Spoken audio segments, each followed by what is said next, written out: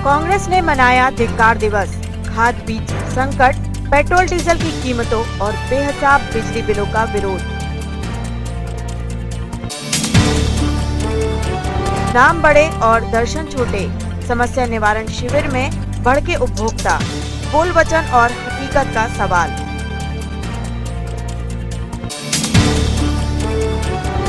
Housing board के मकान में संचालित फैक्ट्री पर होगी कार्यवाही। ग्लोबल की खबर से जागा हाउसिंग बोर्ड।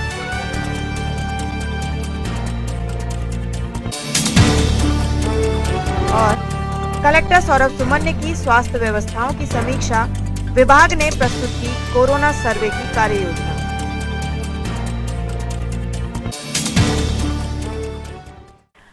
नमस्कार, स्वागत है आपका सिटी हलचल में और अब तक की तमाम खबरों के साथ मैं शबनम खान। खबरों की शुरुआत में एक नजर पेट्रोल डीजल की कीमतों पर, जिनके चलते अब हर वर्ग की खाली जेबें सुलगी हुई हैं। खबरों में खास है कांग्रेस कमेटी द्वारा किया गया विरोध प्रदर्शन, जहां एक और राज्य सत्ता में काबिज भाजपा 100 दिन पूरे होने पर उपलब्धि दिवस मनाने की तैयारी में है, तो वहीं कांग्रेस ने आज धिक्कार दिवस मनाया।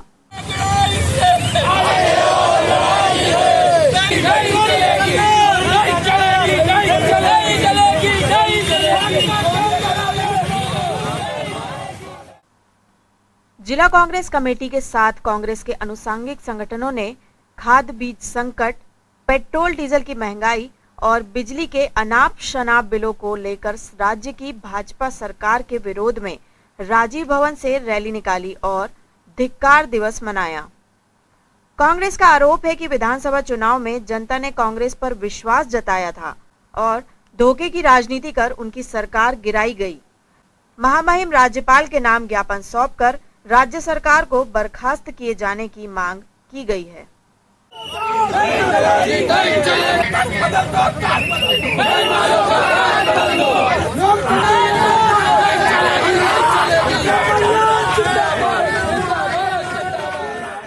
लोकतंत्र की हत्या हुई है, उसके आज 100वां दिन है।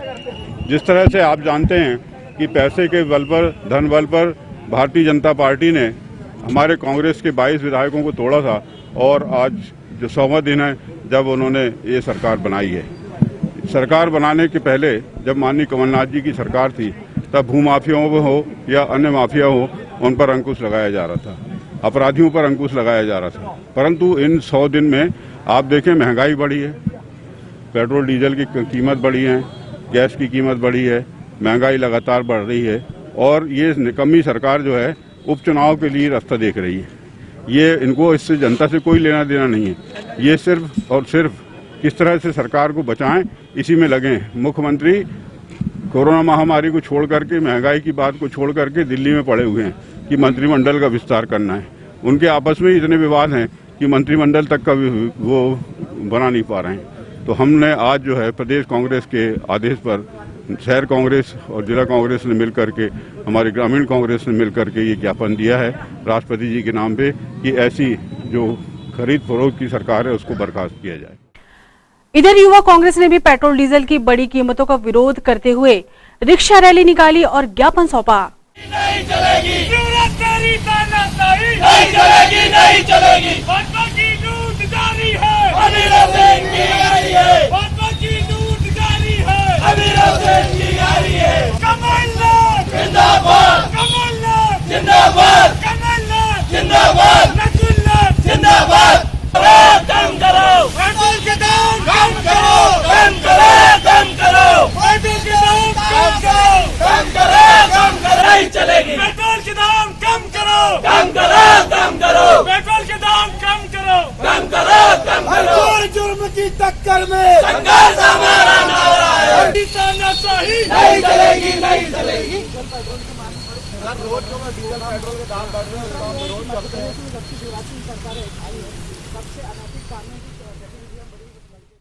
जिस तरीके से मोदी जी के शासन में और शिवराज सिंह चौहान के शासन में इस कोरोना संकट काल में प्रतिदिन डीजल और पेट्रोल के दामों को बढ़ाया जा रहा है, आम जन की जेब ढीली की जा रही है और आम जन की भावनाओं को जिस तरीके से आहत कर परिवारों को प्रभावित किया जा रहा है, वह बहुत निंदनीय है।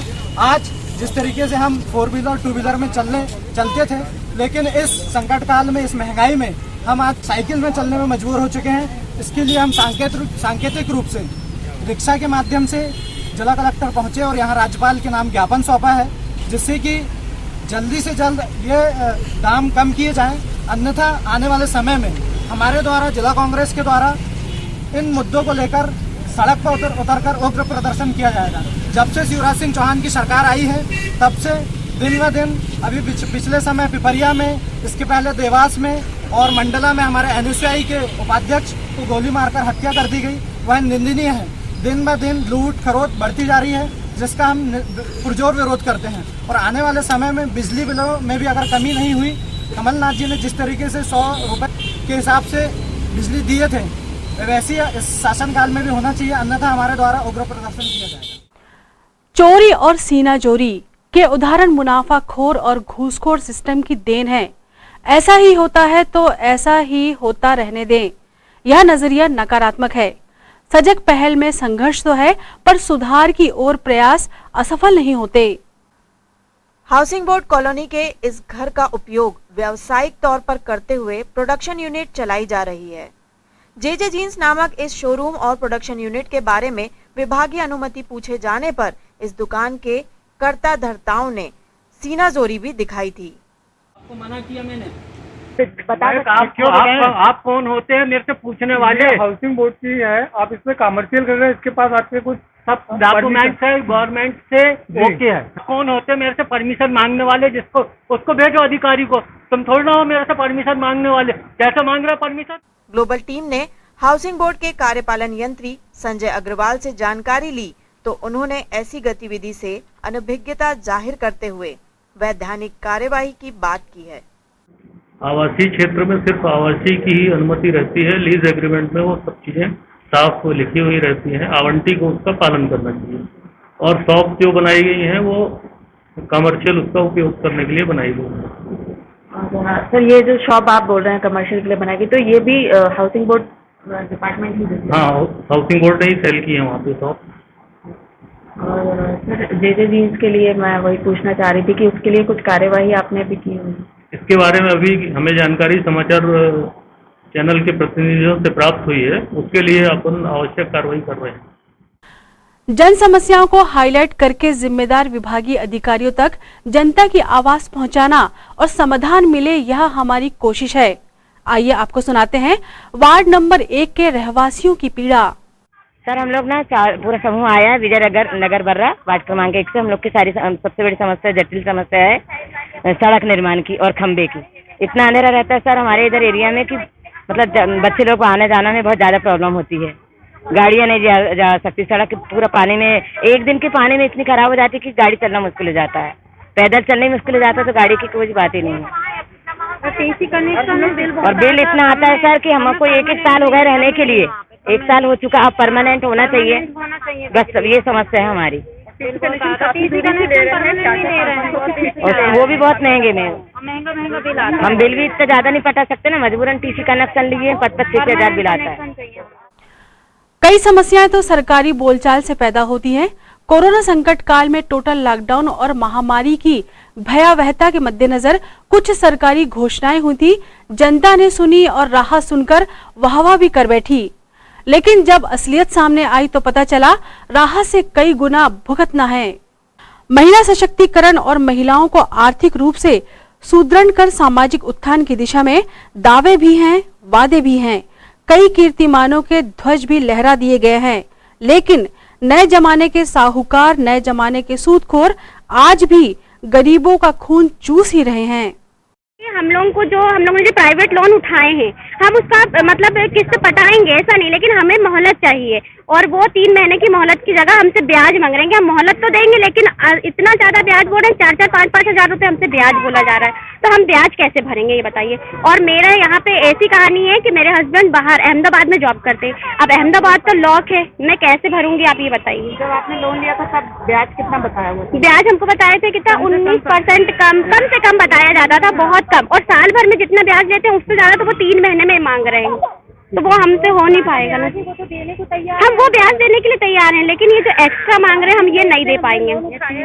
वो देने के लिए तैयार हैं हम। 2 किस्त बच्ची थे, 1700 की 3400 रुपए। समूह का नाम था हमारा HDFC ग्रुप और सेटिंग कंपनी और सोनाटा, HBCL, बहुत सी कंपनी से, बंधन कंपनी से लोन उठाए लिए और वो भी खत्म होते आया है। किसी की 1 किस्त है, किसी की 2 किस्त है, तो बोल रहे किस्त नहीं दोगे तो हम बहुत ब्याज लेंगे, 4000 5000 ब्याज लेंगे। अभी कल ही मेरा 3400 रुपए अमाउंट है सिर्फ बचा हुआ।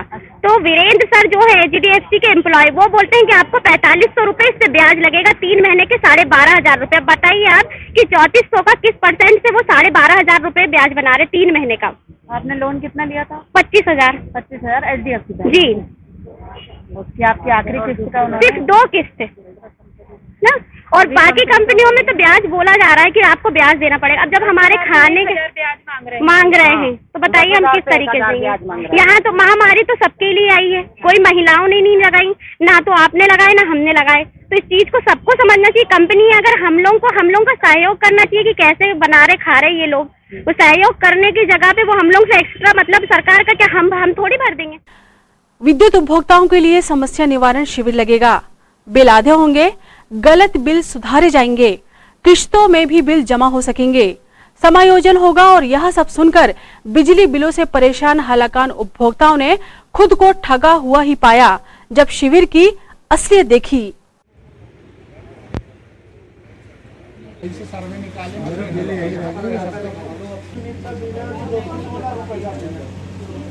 इसका बिल बढ़ेगा ना,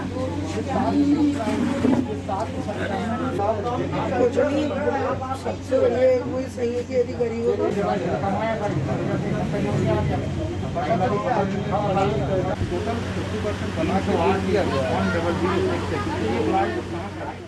कितना बिल आया था? 4,500 रुपए बिल आया है। उसके पहले मैंने 2,000 रुपए बिल पटाई, फिर 3,000 पटाई। उसके बाद इतना 4,500 गरीब इंसान है, किराए के मकान में है, 3 बल्ब जलते हैं और 1 फ्रिज है और 2 पंखे। कहाँ से इतने बिल पटाएंगे ये बताइए आप। 3 महीने से, हाँ 3 महीने से बैठे आप नहीं, जो पहले भी दिखा है और ये मीटर चेक करने के लिए बोल रहे हैं।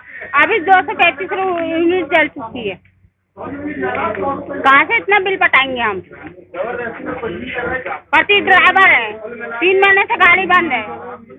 समस्या यही है कि बिल माफ करने के लिए शिविर लगाया गया, आधा बिल होगा ऐसा बोल के शिविर लगाया गया। लेकिन यहाँ आ रहे हैं तो बोल दिया जा रहा है कि बिल सही है आपका, कहीं भी चले जाओ चेक करो लो बिल सही है, कोई आधा करने का कोई प्रावधान है ही नहीं है। कितना बिल आया आपका? मेरा आया 8,113 रुपए बिल आया। पहले कितना आता था? पहले तो ये आता था, पहले का बिल ये मेरे पास रखा हुआ है।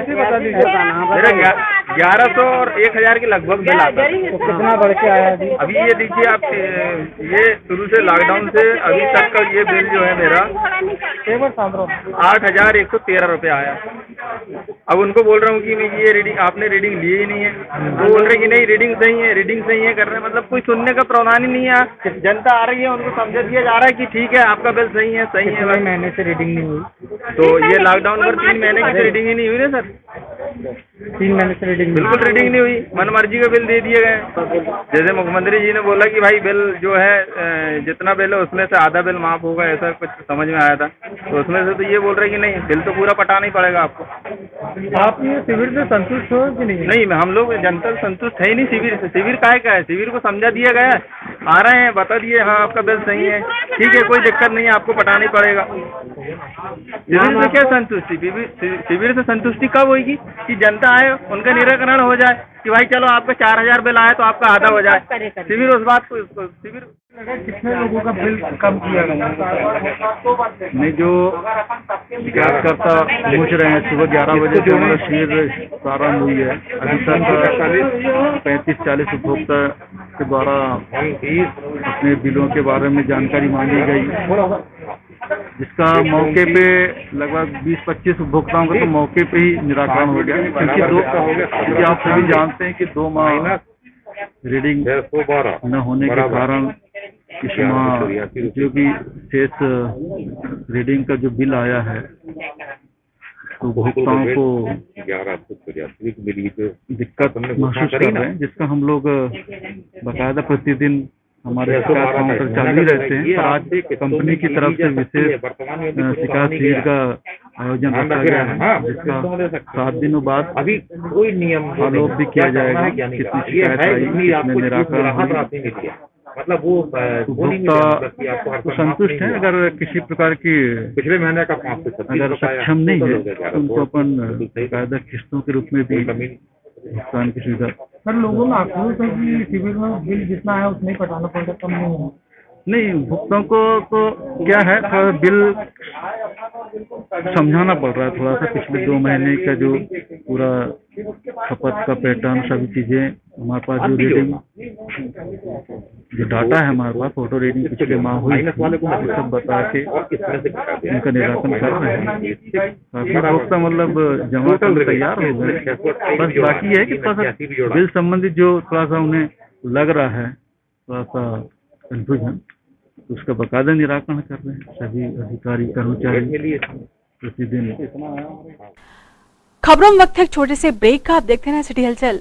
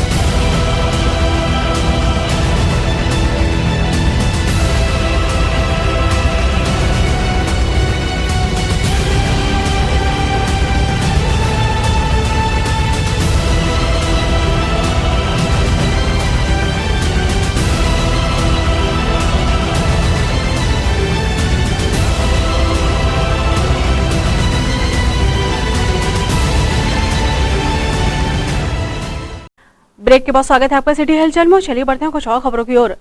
अमरवाड़ा में 12वीं बोर्ड परीक्षा के शेष बचे प्रश्न पत्र के दौरान नकल का वीडियो खबरों में भी छाया रहा।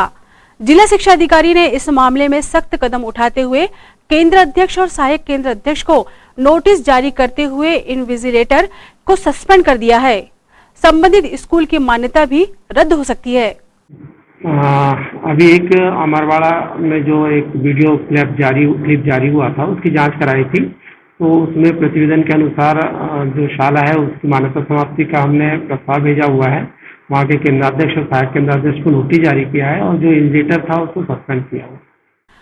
21 जुलाई तथा शालाओं में अवकाश की घोषणा के बाद बच्चों की स्थिति तो स्पष्ट है, लेकिन शिक्षकों और स्टाफ के लिए मामला क्लियर नहीं था। जिला शिक्षा अधिकारी अरविंद चौरागड़े ने इस बाबत जानकारी दी। स्कूल तो अभी बच्चों के लिए संभवतः नहीं खुलेंगे, परंतु शिक्षकों के लिए गाइडलाइंस कल हमारी फेसबुक पे बैठक है जिसमें सभी वरिष्ठ अधिकारी इसमें सम्मिलित होंगे और उसमें बताया जाएगा कि हमको काम कैसे करना है। तो जैसी गाइडलाइन जारी होगी उसी अनुसार कल से काम जारी होगा। वार्ड नंबर 42 के जोन प्रभारी श्री रामचरण चंद्रवंशी और कुसुम सोहन लाल को उनके सफल कार्यकाल और उत्कृष्ट सेवाओं के लिए सेवानिवृत्ति पर शुभकामनाओं सहित विदाई दी गई। बोल दिया।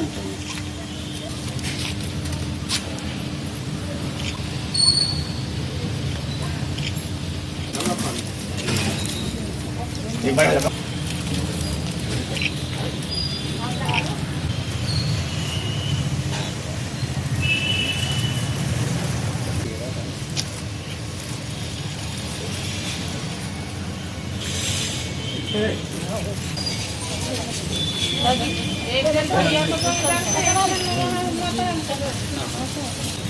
बुला लेना आ रहे तो फिर रोकूंगा।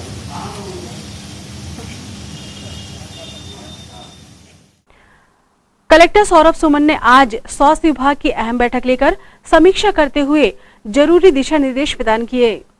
बैठक में स्वास्थ्य विभाग द्वारा कोरोना सर्वे के लिए टाइम लिमिट 15 जुलाई तक की कार्य योजना कलेक्टर सौरभ सुमन को बताई गई। इसको पायलट टीम मान लीजिए। आशा के अलावा जो आपकी उसके ऊपर वाली टीम है एएनएम वाली, इसमें आशा और उसको भी हमने इंटीग्रल पार्ट माना है। वो टीम इनके द्वारा आइडेंटिफाई किए हुए घरों में ही जाएगी। हर घर में एएनएम नहीं जाएंगे अभी 15 तक, कम से कम 15 के बाद फिर देखेंगे हम लोग अपने हिसाब से, फिर आगे काम हम बढ़ाएंगे। वो काम चलता रहेगा हमारा। लेकिन 1 से 15 के बीच हमको यदि सारे घर कवर करने हैं, इसका मतलब ये है कि आशा आंगनवाड़ी को सारे घर 15 जुलाई तक 100% जाके देखने हैं। जिला पंचायत सभाकक्ष में सामाजिक न्याय विभाग की बैठक संपन्न हुई।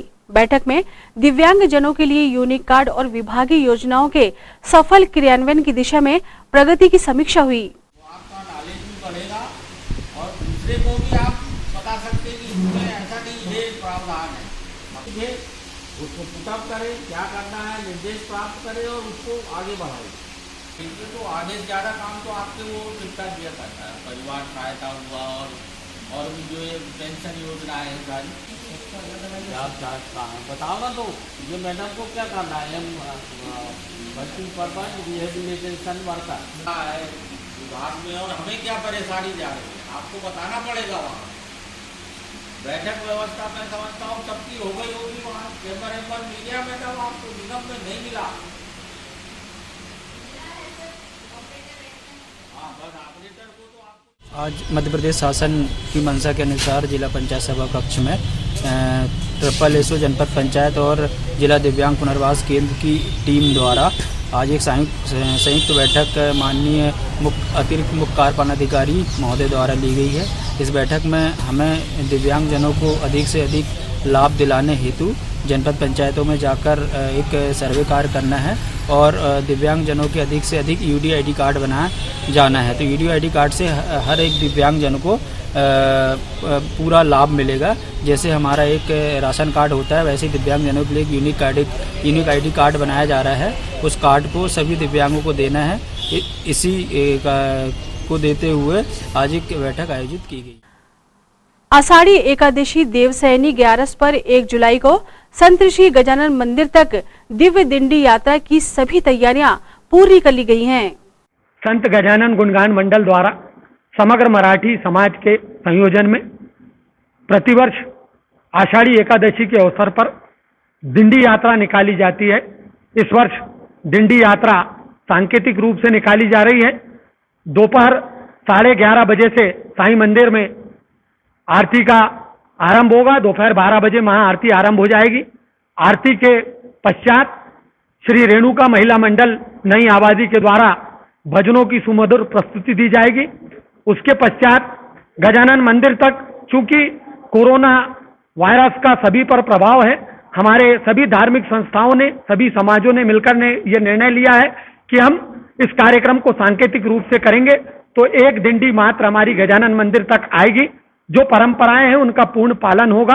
गजानन मंदिर में आने के पश्चात हमारे 2 विधायकों का हम सम्मान कर रहे हैं, राजा कमलेश शाह जी और सौंसर विधायक विजय चौरे जी, जिन्होंने हमारे मंदिर में बहुत योगदान दिया है।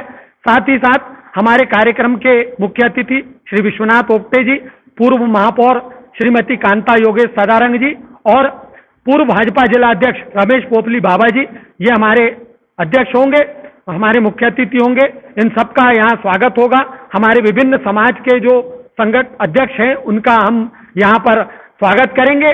प्रत्येक भक्त को मास्क लगाना, सैनिटाइज होना अत्यंत आवश्यक है, उसके बगैर हम प्रवेश नहीं देंगे। साथ ही साथ सोशल डिस्टेंसिंग का पूरा पालन किया जाएगा। आज यहाँ जो हमारा महिला मंडल है, हमारी जो संचालिका है वर्षा पाठक जी, रितु मुले जी और सभी सहयोगी हमारी मातृशक्ति, उनके द्वारा ये बैठक आज आयोजित की गई है, क्योंकि प्रतिवर्ष मातृशक्ति का बहुत बड़ा योगदान इसमें होता है। हम सभी भक्तों को ये भी सूचित करना चाहते हैं कि संतों की उपस्थिति इस बार हमारे मध्य नहीं है, परंतु ऑनलाइन वो उपस्थित होंगे और उनके प्रवचन हम ऑनलाइन सुनाएंगे महामंडलेश्वर दादू महाराज जी, श्री प्रचंड महाराज जी और श्री प्रवीण नाथ पानसे महाराज जी।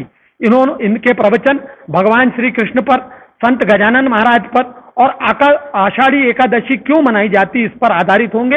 ये प्रवचन भी भक्तजनों को सोशल मीडिया पर, अपने मोबाइल फोन पर, फेसबुक पर, व्हाट्सएप पर सभी जगह सुनने मिलेंगे और मंदिर में प्रोजेक्टर पर वीडियो क्लिप के जरिए उसको दिखाया जाएगा। हम सभी भक्त समुदाय से, जो हमारे विभिन्न सामाजिक, क्योंकि 12-13 समाजों के सहयोग से मिलकर के ये कार्यक्रम होता है, सभी समाज के बंधुओं से अनुरोध करते हैं कि इस वर्ष हमारे इस कार्यक्रम को पूर्ण सहयोग प्रदान करें, प्रशासन के शासन के नियमों का पालन करें, कोरोना के नियमों का पालन। प्रति वर्षानुसार इस वर्ष भी एकादशी के निमित्त दिंडी यात्रा, एक दिंडी यात्रा निकाली जा रही है। कोरोना वायरस के चलते इस वर्ष एक ही दिंडी यात्रा निकाली जा रही है। खंड नहीं पड़ना चाहिए इस यात्रा में, उस वजह से एक ही यात्रा निकाली जा रही है। और सभी महिलाओं से अनुरोध है कि परंपरा अनुसार इस वर्ष भी मंदिर में आकर दिंडी का स्वागत करें और पूजा अर्चन करें। ये तो थी फिलहाल अभी तक की खबरें, और आइए अब इन तमाम खबरों को समेट लेते हैं एक नजर में और देखते हैं सुर्खियां।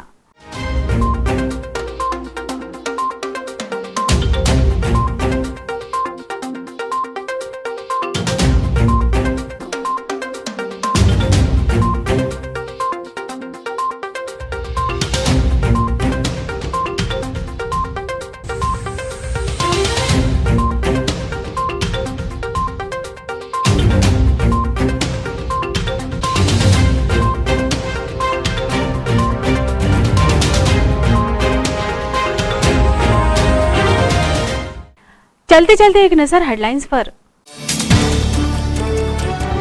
कांग्रेस ने मनाया धिक्कार दिवस, खाद बीज संकट, पेट्रोल डीजल की कीमतों और बेहिसाब बिजली बिलों का विरोध। नाम बड़े और दर्शन छोटे, समस्या निवारण शिविर में भड़के उपभोक्ता, बोल वचन और हकीकत का सवाल।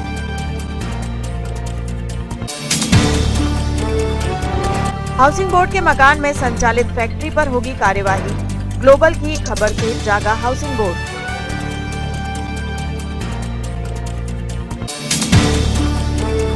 और कलेक्टर सौरभ सुमन ने की स्वास्थ्य व्यवस्थाओं की समीक्षा, विभाग ने प्रस्तुत की कोरोना सर्वे की कार्ययोजना।